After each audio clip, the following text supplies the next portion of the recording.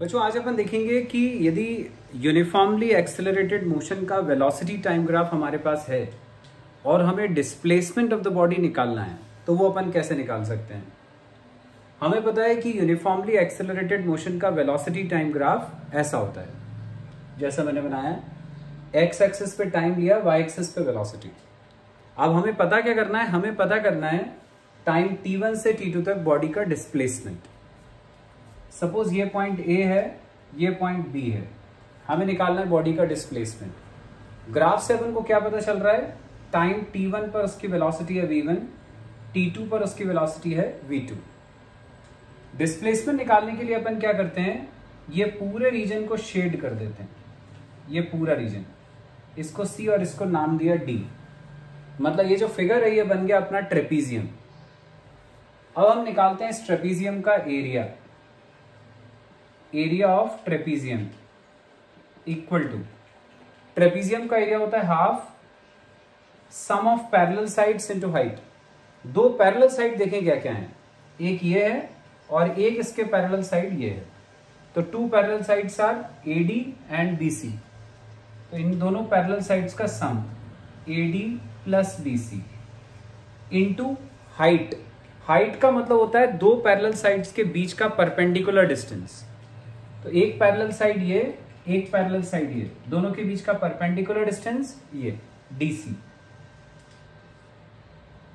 अब वैल्यूज रखते हैं इसमें, हाफ AD क्या है, यहां फिगर से दिख रहा है, AD उतना ही होगा जितना ये है V1 प्लस BC कितना है, ये है BC, ये उतना ही होगा जितना ये है, that is V2 into DC figure से दिख रहा है कितना है, इतना। कैसे निकाल सकते हैं, T2 माइनस T1 करोगे तो ये बीच का आ जाएगा, तो T2 माइनस T1 ऐसा आ गया। अब हमें पता है V1 और V2 क्या है, दो वेलोसिटीज हैं।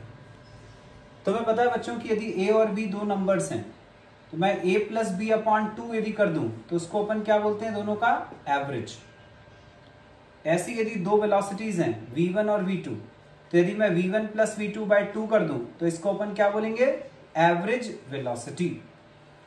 तो ये जो V1 प्लस V2 बाय 2 आ रहा है यहां से लेके यहां तक, ये पूरा, इसको हम बोलते हैं एवरेज वेलोसिटी। तो ये हो गया V average. T2 minus T1 मतलब टाइम इंटरवल, टाइम। अब एवरेज वेलोसिटी, वेलोसिटी चाहे एवरेज हो चाहे सिंपल वेलोसिटी हो, उसका मतलब एक ही होता है, डिस्प्लेसमेंट अपॉन टाइम। तो यहां रखा अपन ने डिस्प्लेसमेंट अपॉन टाइम। यहां पर एक टाइम पहले से ही था, ये टाइम से टाइम कट गया तो ये आ गया डिस्प्लेसमेंट। इसका मतलब ये हुआ कि ये जो पूरा शेडेड रीजन का एरिया है ये बता रहा है डिस्प्लेसमेंट ऑफ द बॉडी। तो जब भी तुम्हें वेलोसिटी टाइम ग्राफ दिया हो किसी बॉडी का, जैसे सपोज वेलोसिटी टाइम ग्राफ किसी बॉडी का ऐसा है, अब तुमसे बोला है कि एक टाइम है यहाँ पे t इक्वल टू 2 सेकेंड, एक टाइम है t इक्वल टू 5 सेकेंड। अब तुमसे बोला जाता है कि t इक्वल टू 2 से 5 सेकेंड के बीच में बॉडी का डिस्प्लेसमेंट निकालो। तो क्या करना है तुम्हें, 2 सेकेंड से एक परपेंडिकुलर लाइन बनानी है जो यहां पर एक्सिस को कहीं काटेगी, जहां भी काट रही है, सपोज 10 पे काट रही है। 5 से एक परपेंडिकुलर लाइन बनानी है जो इसको कहीं यहां से इधर कहीं काटेगी, सपोज 20 पे कट कर रही है। इसको पॉइंट नाम दे दिया A, इसको B, ये C, ये D, बन गया ट्रेपीजियम। बस अब क्या करना है तुम्हें, इस ट्रेपीजियम का एरिया निकालना है। जो भी ट्रेपीजियम का एरिया आएगा वही बॉडी का डिस्प्लेसमेंट बताएगा from t equal to 2 to t equal to 5 second. जैसे इस केस में एरिया देखें कितना हो जाएगा, half sum of parallel sides. Parallel side कितनी कितनी हो जाएंगी, ये 10 प्लस ये कितना 20 इंटू हाइट। हाइट मतलब दोनों पैरेलल साइड के बीच का डिस्टेंस, ये कितना हुआ 5 माइनस 2 दैट इज 3। बस इसको सॉल्व कर लिया, 10 प्लस 20 30, 30 अपॉन 2 15 इंटू 3 45। क्योंकि ये डिस्प्लेसमेंट बता रहा है तो इसकी यूनिट आएगी मीटर। तो ऐसे जब भी अपन को वेलोसिटी टाइम ग्राफ दिया हो तो उसके नीचे का अपन एरिया निकाल लेते हैं, उससे अपन को पता चल जाता है बॉडी का displacement in that time interval.